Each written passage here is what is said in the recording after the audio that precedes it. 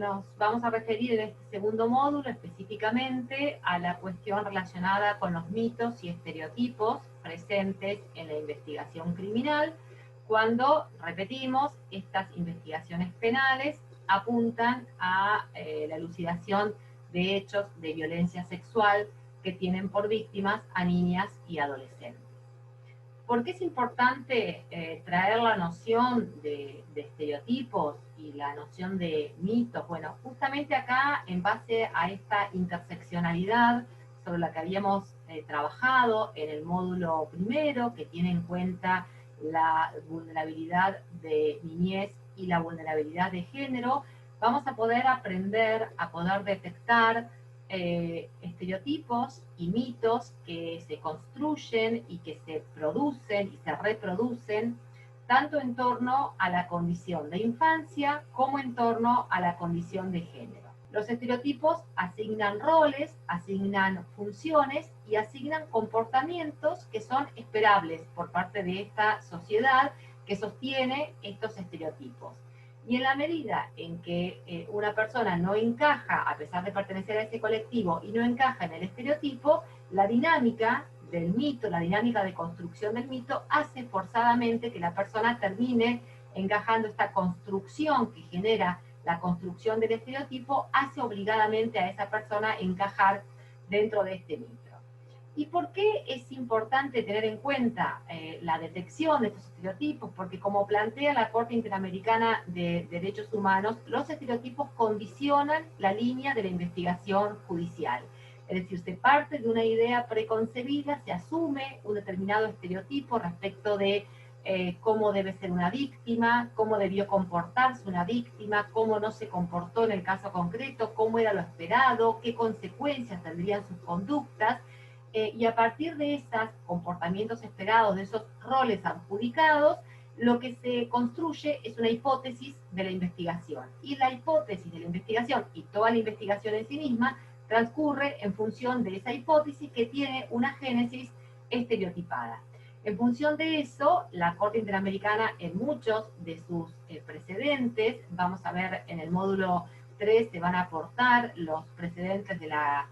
Corte Interamericana, en especial dos últimos del año 2018 y del año 2020, que son sumamente importantes porque son todos ellos precedentes relacionados con niñas y adolescentes víctimas de delito y con el impacto que tiene la detección de estos y la construcción de estos estereotipos en las pautas del proceso y el tránsito de estos procesos penales.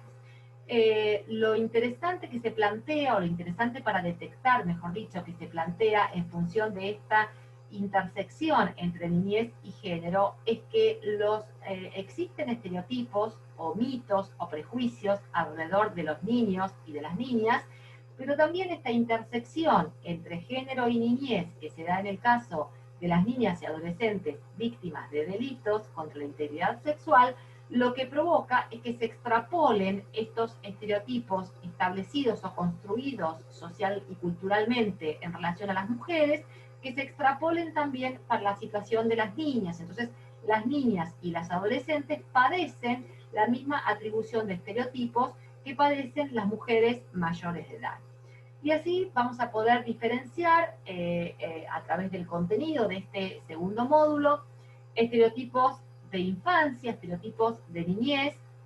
por ejemplo, creencias estereotipadas respecto de que los niños imaginan, que los niños fabulan, que los niños construyen creencias, construyen escenarios que no existieron, cuando toda la literatura moderna en materia de psicología del testimonio y psicología infantil en casos de delitos contra la integridad sexual da cuenta que los niños no pueden inventar detalles, especificaciones,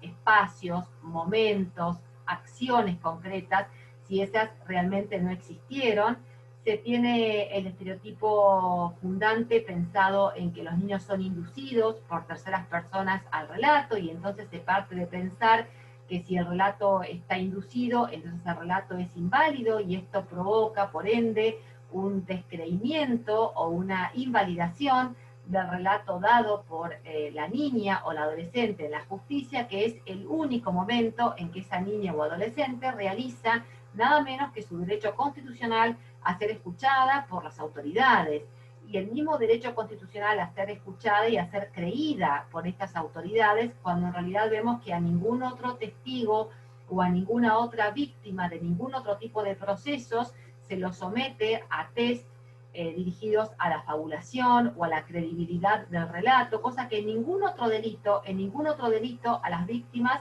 se las testea o se solicitan a los profesionales de la psicología o de la psiquiatría un informe respecto de la credibilidad de esas víctimas, cosa que sí ocurre en las mujeres, en las niñas y adolescentes víctimas de delitos contra la integridad sexual. Y luego decíamos también se extrapolan los estereotipos relacionados con las mujeres, el estereotipo de mujer mendaz, mujer fabuladora, mujer provocadora, en especial estos últimos con relación a las adolescentes, se parte de prejuzgar o preconsiderar, preimaginar que las adolescentes son provocativas, que provocan al adulto sin advertir que en realidad el abuso sexual importa una situación de asimetría, donde no hay situación de provocación posible porque existe un grado de asimetría entre la persona que lleva adelante el acto de abuso sexual y quien es su víctima. En fin, se catalogan buenas y malas víctimas, cómo va vestida, por dónde andaba, a qué hora de la noche, por qué estaba sola, por qué fue, por qué entró si no debería, por qué no se defendió, por qué no se resistió. Todos estos estereotipos que se encuentran presentes respecto de las mujeres mayores de edad también son extrapolados al universo de las niñas. Entonces, podemos encontrar mitos o preconceptos machistas que van a estar presentes en el abordaje de la violencia sexual infantil hacia las niñas y adolescentes, y estos preconceptos vinculados a la condición de niño. Luego, en un avance de este módulo segundo y de la mano de estas nociones para deconstruir y para reconstruir, se van a trabajar términos específicos como la noción de consentimiento, a la que hacíamos referencia recientemente, la noción de consentimiento que según se explica desde los estudios interdisciplinares en materia de violencia sexual infantil y según lo plantea la jurisprudencia internacional, la jurisprudencia de la Corte Interamericana de Derechos Humanos, la noción de consentimiento es incompatible con los contextos de abuso infantil por la existencia de grados de asimetría presentes.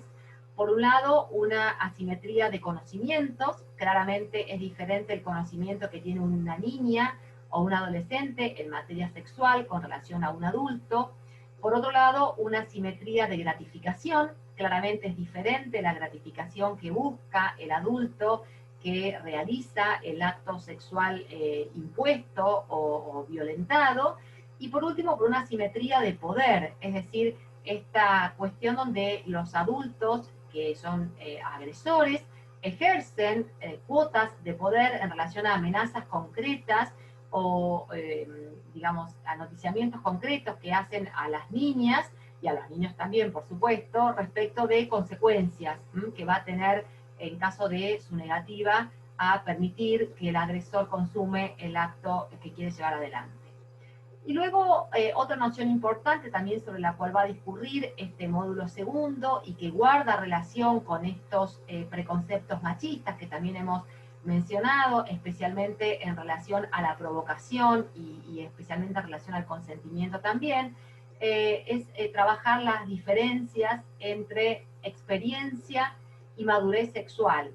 Esto fundamentalmente para las adolescentes. Las adolescentes pueden haber tenido diferentes experiencias sexuales, pueden protagonizar experiencias sexuales, pero esto no implica que tengan la madurez para consentir un acto sexual con una persona en un marco de sometimiento, en un marco de violencia y en un marco de violación o de vulneración.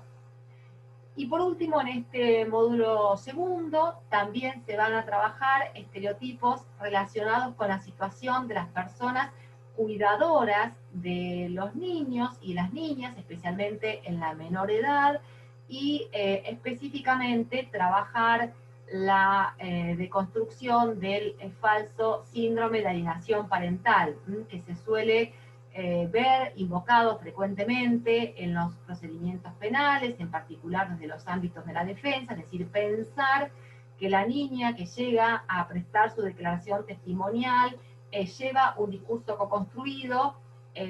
preferentemente por una cuidadora que es una cuidadora mujer, llámese una madre, una tía, una cuidadora, y que acá enlaza o aloja otro estereotipo de género, otro estereotipo machista, también anclado en esta condición de adulta, mendaz, adulta fabuladora, y donde normalmente todo se reduce a la existencia de conflictos entre los adultos y que por cuestiones de venganza las madres o las cuidadoras alienan a sus hijos e hijas en la construcción de un determinado discurso y que eso es lo que provoca que una niña preste una determinada declaración testimonial. Bueno, sobre todos estos mitos y estos estereotipos va a discurrir este segundo módulo, al cual les invitamos entonces a incursionar a partir de ahora.